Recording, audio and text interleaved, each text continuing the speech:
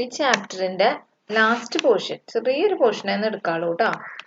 Corrective measures, അതായത് നമ്മൾ ഇന്നലെ ഇക്വിലിബ്രിയം ഡിസെക്വിലിബ്രിയം കാര്യങ്ങളൊക്കെ പറഞ്ഞു, അതിന്റെ കോൺസിക്വൻസസും ബെനിഫിറ്റ്സ് അങ്ങനെയുള്ള കാര്യങ്ങളൊക്കെ പറഞ്ഞു. അപ്പൊ നമുക്ക് ഇന്ന് അത് ആ ഒരു സിറ്റുവേഷൻ കറക്റ്റ് ചെയ്യാനായിട്ടുള്ള, ഓവർകം ചെയ്യാനായിട്ടുള്ള മെഷേഴ്സ് ആണ് പഠിക്കാനുള്ളത്. Persistent disequilibrium in the balance of payment, particularly the deficit balance, is undesirable because it weakens the country's economic position at the international level, affect the progress of the economy adversely. അപ്പോൾ നമ്മുടെ രാജ്യത്തിന്റെ international ലെവലിലുള്ള ആ സാമ്പത്തിക പൊസിഷനെ വീക്കൻ ചെയ്യുകയും ചെയ്യും, അതുപോലെ തന്നെ നമ്മുടെ ഇക്കോണമീനെ അഡ്വേഴ്സ് ആയിട്ട് പ്രോഗ്രസിനെ അഡ്വേഴ്സ് ആയിട്ട് എഫക്റ്റ് ചെയ്യുകയും ചെയ്യും.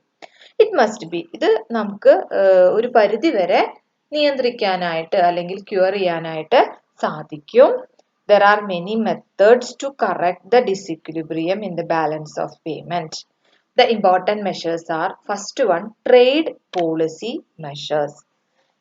Trade policy measures എന്ന് വെച്ചാൽ ഇമ്പോർട്ട് മാക്സിമം കുറച്ച് എക്സ്പോർട്ട് മാക്സിമം എക്സ്പാൻഡ് ചെയ്യാം. അങ്ങനെയാണല്ലോ നമുക്ക് ലാഭം ഉണ്ടാകുന്നത്. Expanding the export and restraining import. Trade policy measures to improve the balance of payment refers to the measures adopted to promote export and reduce import. Export may be encouraged by reducing or abolishing export duties and lowering the interest rate on credit issued for financing export. അപ്പോൾ export കൂട്ടുക എന്ന് പറയുമ്പോൾ തന്നെ ആ എക്സ്പോർട്ടിൽ പ്രധാനമായിട്ട് ചെയ്യേണ്ടത് export ഡ്യൂട്ടികൾ കുറച്ച് കിട്ടുകയും വേണം. അതേസമയം ഇപ്പം നമ്മൾ ക്രെഡിറ്റ് ഫെസിലിറ്റീസ് യൂസ് ചെയ്യാറുണ്ട് അല്ലെ, ഫിനാൻഷ്യൽ ഇൻസ്റ്റിറ്റ്യൂഷൻസിന്റെ ഈ ക്രെഡിറ്റ് ഫെസിലിറ്റീസിന്റെ ഇൻട്രസ്റ്റ് റേറ്റ് കുറയ്ക്കുകയും ചെയ്യാം.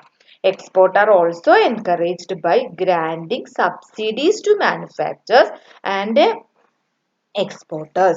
Besides on exports, lower income tax can be levied to provide incentive to the exporters to reduce and export more goods and services. By imposing lower excise duties, the price of exports can be reduced to make them competitive in the world market. അപ്പോൾ world മാർക്കറ്റിലെ competitive ആവുന്ന രീതിയിൽ, compete ചെയ്ത് നിൽക്കാവുന്ന രീതിയിൽ നമ്മുടെ പ്രൊഡക്റ്റുകളും നമ്മുടെ ഫെസിലിറ്റീസും ഒക്കെ ഇംപ്രൂവ് ചെയ്ത് കൊണ്ടുവരിക.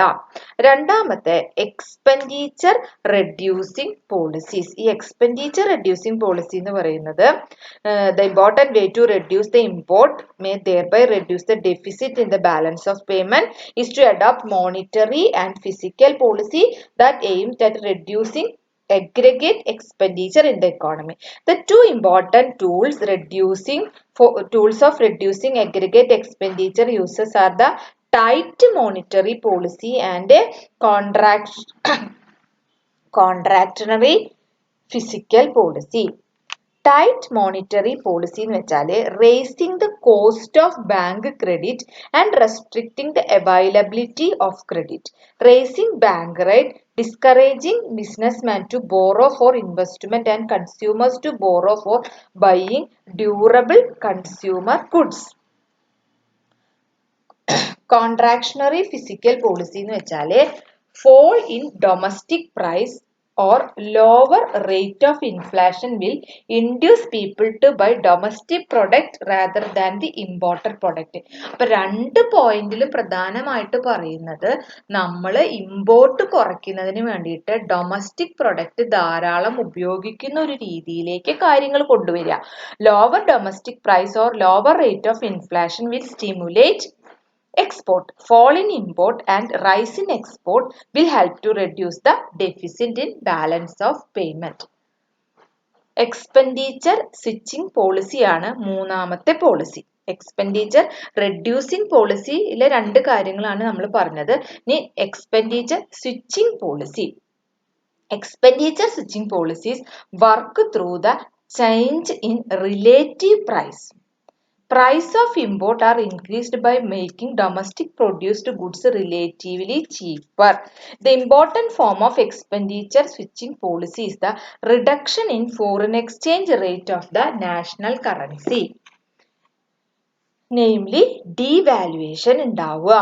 Devaluation is made when countries under fixed exchange rate system and occasionally decide to lower the exchange rate and its currency to improve BOP, balance of payment. In exchange control, under it, all the exporters are ordered to surrender their foreign exchange to central bank of a country, and it is the rationed out among the licensed importers. So, no one else is allowed to import without a valid license. The balance of payment is thus rectified by keeping the import within limits. അതായത് നമ്മളിപ്പോൾ ഒരു രാജ്യത്തിന്റെ പ്രവർത്തനങ്ങൾ നടത്തുമ്പോൾ ആ രാജ്യത്തിന്റെ central bank, നമ്മുടെ central bank എന്താ? RBI അല്ലെ? ഈ സെൻട്രൽ ബാങ്കിന്റെ ഒരു അനുമതിയോട് കൂടിയാണ് നമ്മൾ ഈ കാര്യങ്ങളൊക്കെ നടത്തുന്നത്. അപ്പോൾ യാതൊരു കാരണവശാലും അൺഓതറൈസ്ഡ് ആയിട്ട് ഒരു കണ്ടീഷൻസും അല്ലെങ്കിൽ ഒരു സിറ്റുവേഷനും അല്ലെങ്കിൽ ഒരു ട്രാൻസാക്ഷനും അവിടെ നടക്കുന്നില്ല. അങ്ങനെ വരുമ്പോൾ എന്തുണ്ടാവുന്നില്ല? വേറെ പ്രശ്നങ്ങളിലേക്ക് നയിക്കാതെ എല്ലാതും നല്ല രീതിയിൽ ഒരു കൺട്രോളിലൂടെ മുന്നോട്ട് പോകുന്നു. അതായത് ഒരു വാലിഡ് ലൈസൻസ് ഇല്ലാത്ത ഒരു സിറ്റുവേഷൻ അവിടെ വരുന്നില്ല എന്നുള്ളതാണ്. After the second world war a new international monetary fund was set up for maintaining the equilibrium balance of payment of member country for a short term.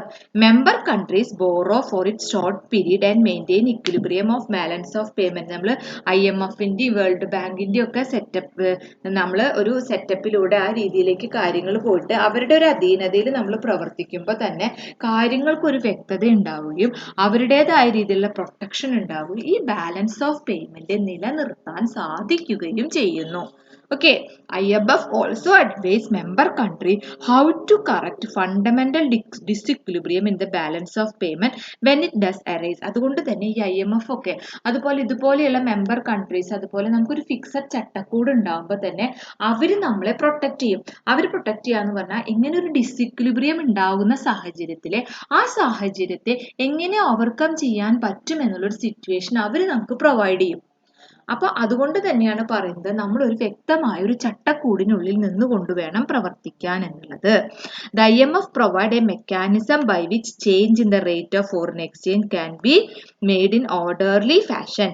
In short, correction in disequilibrium fall for a judicious combination of the following method: monetary and physical change affecting the income price of the country, exchange rate adjustment, that is devaluation or appreciation at the home currency. Home currency നമ്മുടെ റുപ്പീസിൽ വരുന്ന devaluation പണപ്പെരുപ്പും പണച്ചുരുക്കും അതുപോലെ തന്നെ കറൻസിയിൽ വരുന്ന variation, നമ്മുടെ currency അവരുടെ currency തമ്മിലുള്ള variation ഉണ്ടാവുമല്ലോ, devaluation and appreciation of the home currency, trade restrictions, that is tariffs and quota, capital movement, borrowing or lending abroad, and exchange control. അപ്പോൾ നമ്മൾ ഇന്ന് പഠിച്ചത് എങ്ങനെയാണ് ഈ ബാലൻസ് ഓഫ് പേയ്മെന്റ് അല്ലെങ്കിൽ ഡിസിക്വിലിബ്രിയം എന്ന് പറയുന്ന ഒരു കാറ്റഗറി ഇക്വിലിബ്രിയത്തിലേക്ക് ആക്കി കുഴപ്പമില്ലാത്ത രീതിയിൽ മുന്നോട്ട് പോകുന്നതിന് എടുക്കേണ്ട ഇമ്പോർട്ടൻറ്റ് മെഷേഴ്സ് ആണ് നമ്മൾ പഠിച്ചത്. 4 മെഷറാണ് നമ്മൾ പഠിച്ചത്. Trade policy measure, expenditure reducing policy, expenditure switching policy and exchange control. Exchange control എന്ന് പറയുമ്പോൾ എന്തിനെ റിലേറ്റ് ചെയ്തിട്ടുള്ളതാ? നമ്മുടെ കറൻസിനെ റിലേറ്റ് ചെയ്തിട്ടുള്ളതാണ്. അപ്പോൾ ഇതാണ് നമുക്കിന്ന് പഠിക്കാനുള്ളത്. അപ്പോൾ ഓക്കെ, താങ്ക് യു.